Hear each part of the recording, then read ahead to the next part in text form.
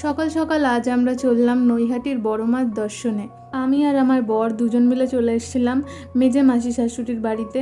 তো সেখান থেকে মেসোমশাই আর অর্পিতা আর আমি আর আমার বর চারজন মিলে চললাম নৈহাটির বড় মার দর্শন পেতে।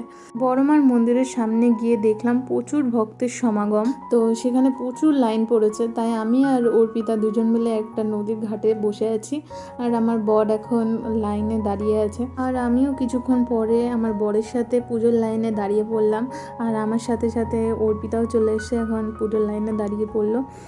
তো প্রায় 2-4 ঘন্টা লাইনে দাঁড়ানোর পরেও লাইন কিছুতেই শেষ হচ্ছিল না। তো অবশেষে আমরা মন্দিরের ভেতরে ঢুকলাম, আর সেখানে মায়ের দর্শন করলাম, মন ভরে পুজো দিলাম, নিজেদের মনস্কামনা মাকে জানালাম, আর বললাম মনস্কামনা পূর্ণ হলে আবার অবশ্যই এখানে আসবো, আর সেই দিন আবারও তোমাদের সাথে ভিডিওটা শেয়ার করব।